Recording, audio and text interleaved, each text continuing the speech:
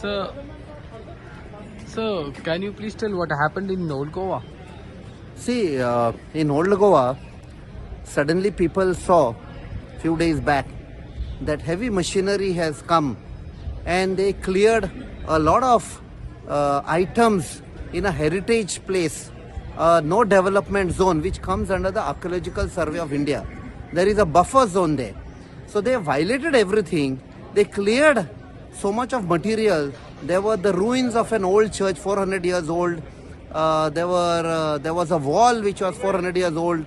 Brutally, senselessly, they've just bulldozed. Then they found cannon balls there, which is of great significance. The rulers came. What was the conquest? What was the type of weapons or ammunition used? This is of very great significance. And in the garb of constructing some building under the Prasad scheme. See, we are not against the scheme. Maybe it is well intention, good intention, but you have destroyed it. They have not taken the objections raised by the village panchayat. Then there is a Save Old Goa Action Committee. They have raised objection. Now we have come to know the church authorities.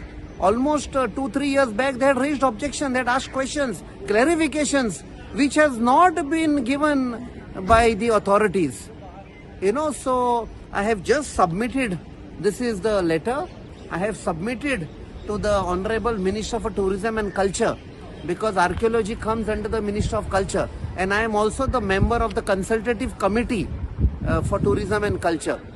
I have explained everything. Plus today, the district president of the Congress Party, South Goa, Mr. Savio De Silva, he hand carried all these documents, photographs and everything, which was submitted by the Panchayat and the committee members of the Save Old Goa Action Committee.